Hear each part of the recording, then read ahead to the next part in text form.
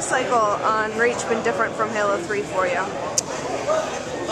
Well, with each one of our dev cycles, we're getting a little bit better and making sure we don't kill ourselves towards the end with crunching 24/7 for an entire year straight. We're definitely a lot more disciplined with production, which is definitely helping. But that's just it's a creative title. It's a creative endeavor, you know. So it's going to. There's always great new things that we just gotta have and gotta put it into the game, and that takes extra effort. You were talking a lot about how Reach gave you the chance to do a lot more with story. How has that been going? Well, the neat thing about Reach is it allows us, now that we're going back to a prequel before Halo 1, it's kind of a new slate for us. We have this all new territory for us to explore. We weren't tied down with some of the fiction that we've had in the past. Have you employed different techniques in order to tell the story differently in Reach than in previous Halo games? Yeah, totally. With our writing guys and with our cinematics crew, I mean, from the beginning, to help kind of convey that just the different tone and mood of Reach and the gravity and sort of the grittiness of sort of boots in the ground, right in the heart of battle. That kind of meant doing away with our old method of storytelling. So you're not going to see letterbox cinematics in Reach. Even the stuff that we showed in the Vidoc, you're going to see a lot more storytelling that's meant to feel like there's literally just a war photographer right next to you following you around with the camera. It should all feel more natural and ground the player. We don't want to pull the player out of what's happening by bringing down black bars and having them sit back and watch a movie. So that's going to require some new techniques from us. We have really interesting motion capture technology that we're using. We're able to take hand cameras and move them around and script the camera path in real time to give us that more natural, sort of believable, in the trenches feeling. And then, a lot more reliance on combat dialogue and vignettes and moments that'll play out around the character to keep the story moving forward. The story will definitely be a lot easier to follow in Reach. While it will be rich, and it certainly is in depth, we're starting with a new set of characters, a new story altogether, so it's something that the players don't have to have some previous knowledge of Halo in order to really understand what the heck's going on. The overhaul of the engine, how is that going to affect players? Well, I mean, to achieve the vision that Bungie has for Reach, it required some pretty significant technical improvements. So, Marcus and the guys had to rip the whole existing engine apart from the ground and rebuild it. And I think the impact of the player is really going to be just everything's going to look better, be bigger scale. We're going to have way more guys on screen. Everything across the board looks amazing. I mean, we've definitely given everything a visual upgrade, fidelity upgrade, new lighting model, new textures, new resolution to the models, new effect system. Across the board, not only does stuff look better, but it's behaving better too, because we're giving it all a new animation system, new AI behaviors, and the capability. This is really cool. Hopefully, at the end of the day, that just results in a much more immersive, believable experience. And as Noble 6, you feel like you really are in the middle of humanity's biggest battle ever.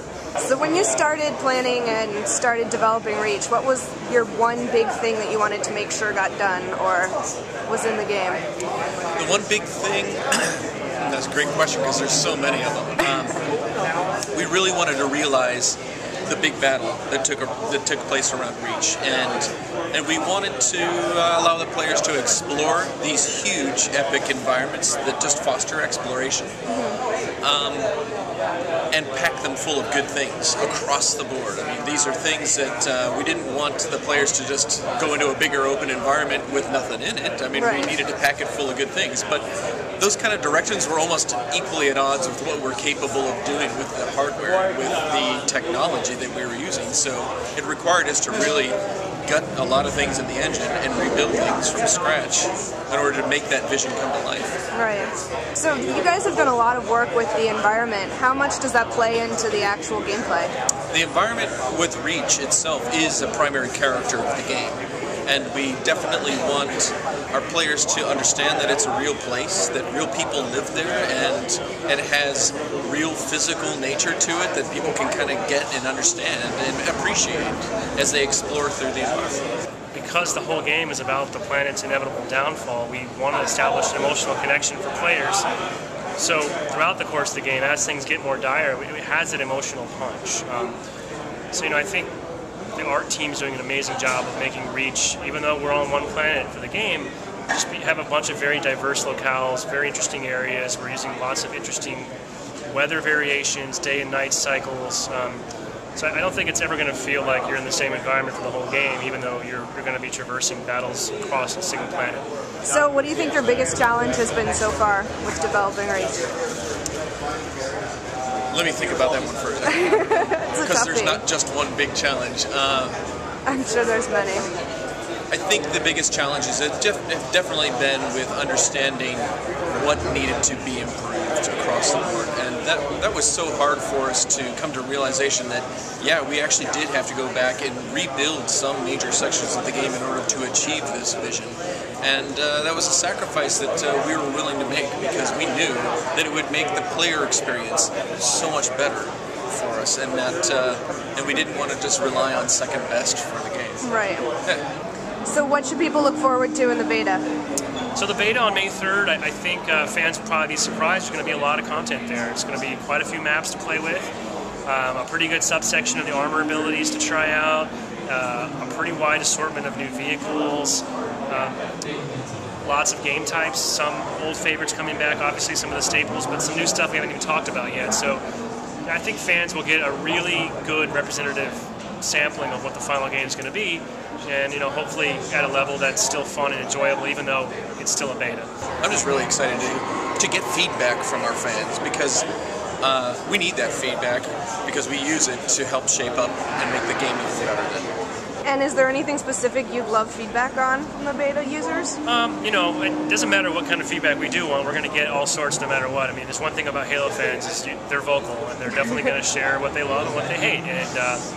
And I think for us the beta it's twofold. On one hand, we have a lot of automatic data mining that we'll do behind the scenes that's invisible to players. Our test team and our engineers have great systems to measure everything from network performance to how our file shares and back-end stuff are working. So that's all going to be happening behind the scenes. Well, I'm sure there'll be no shortage of critique on the game. Helpful, even as harsh as it may be sometimes. We definitely listen to it all, and we definitely want people to understand, like, are they excited about this? Do they really like this game? And what about it?